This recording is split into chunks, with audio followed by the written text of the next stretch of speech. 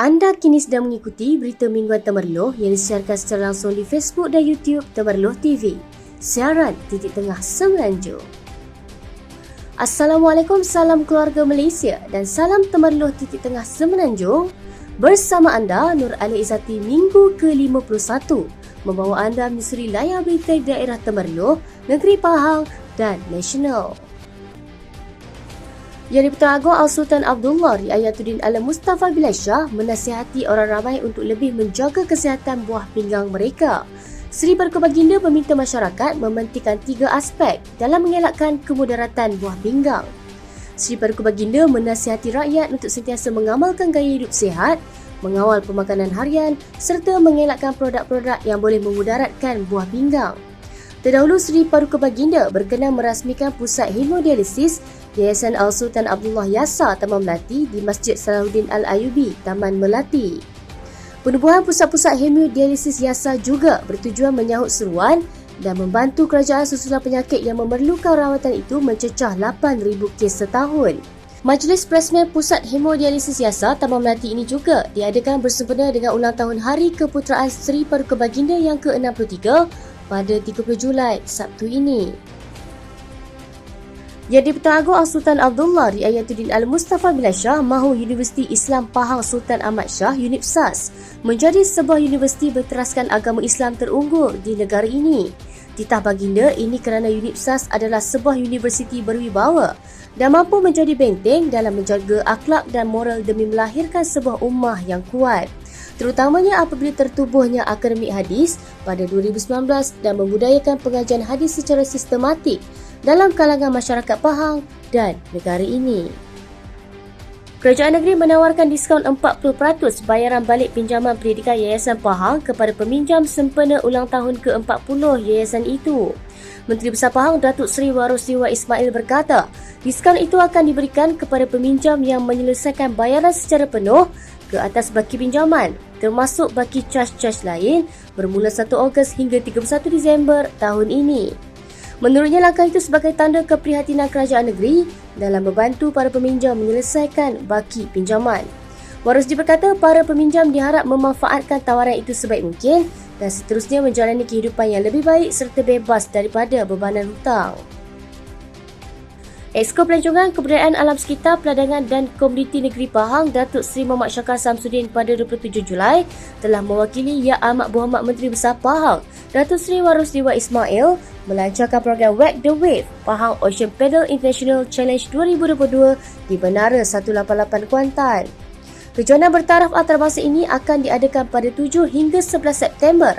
5 lokasi yang mencabar dan bakal disertai lebih dari 500 peserta dari dalam dan luar negara akan mengambil bahagian.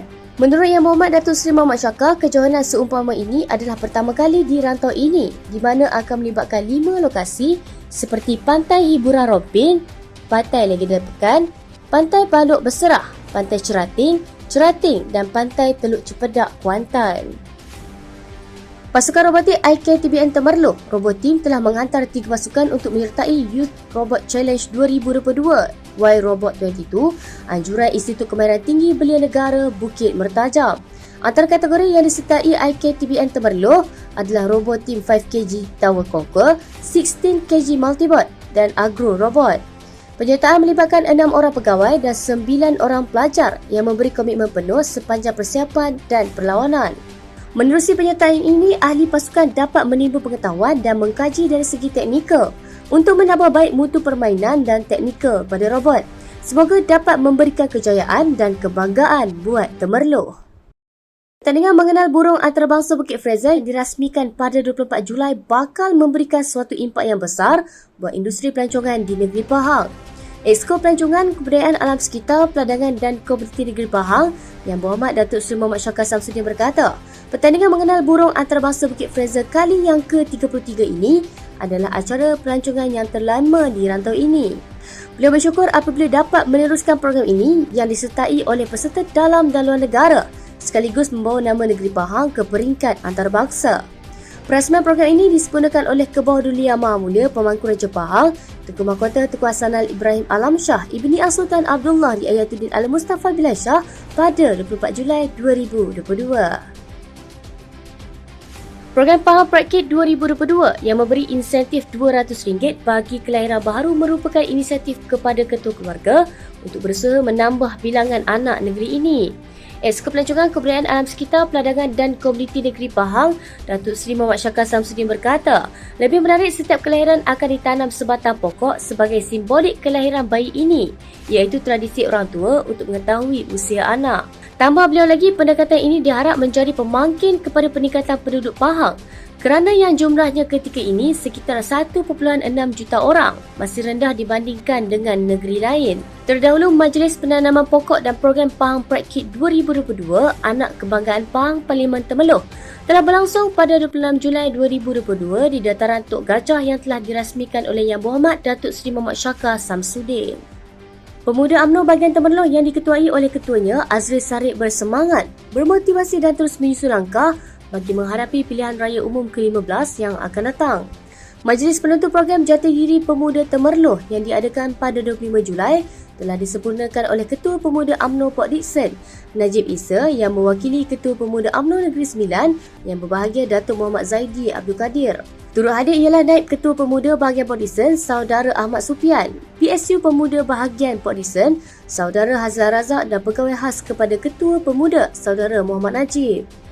Azri Sarip turut merasa syukur serta berterima kasih atas motivasi yang diberikan dan berharap segala input dan pendedahan yang diperoleh melalui program ini dapat menjadikan pemuda UMNO Temerloh lebih bermotivasi dan berstrategi dalam menyusun langkah menghadapi pilihan raya akan datang.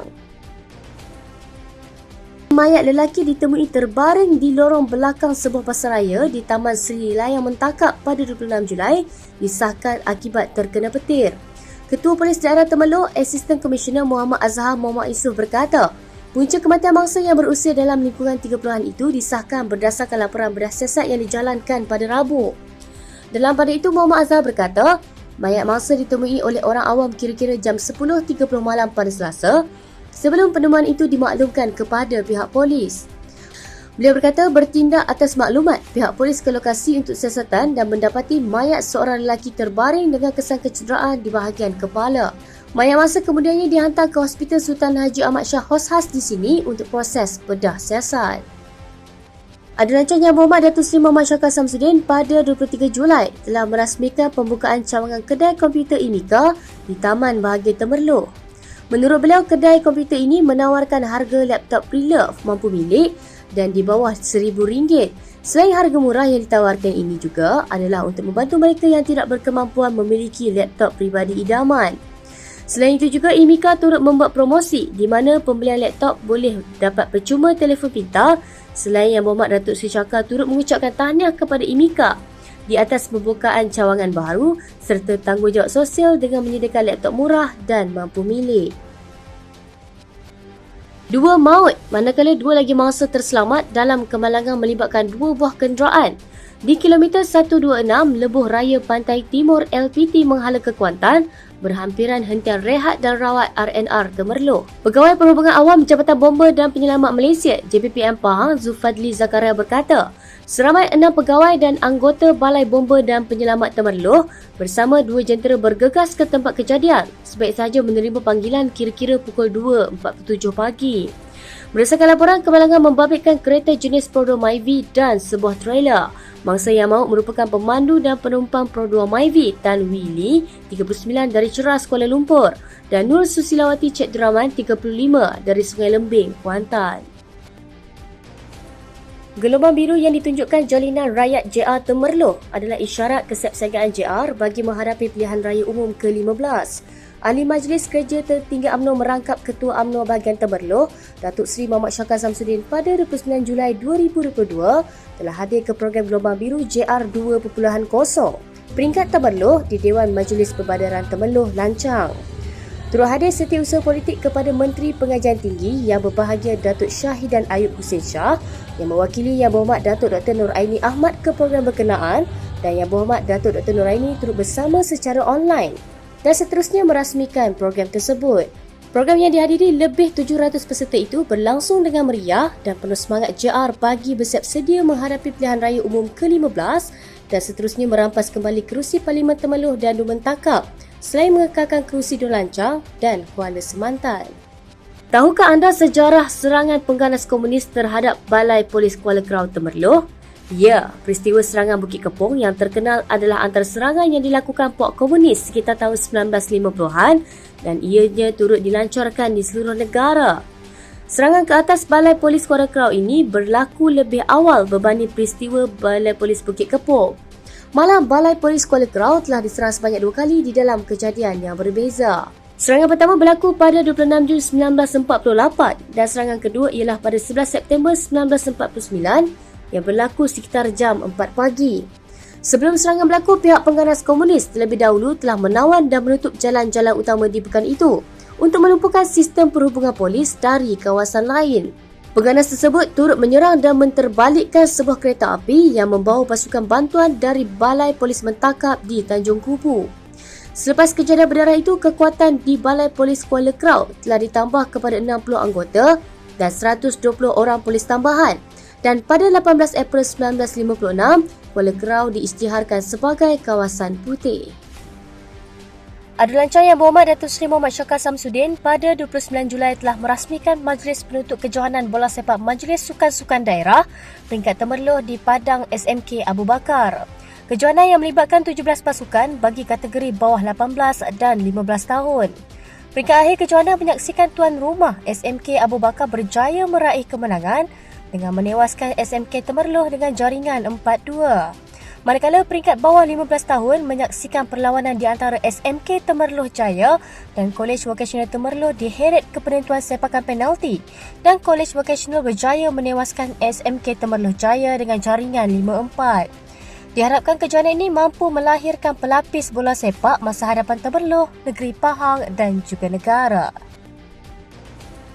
Sekian daripada saya, Nur Ali Izzati. Jangan lupa untuk saksikan Mingguan Temerloh di Facebook Temerloh TV pada setiap hari Jumaat jam 9.30 malam secara eksklusif di Temerloh TV.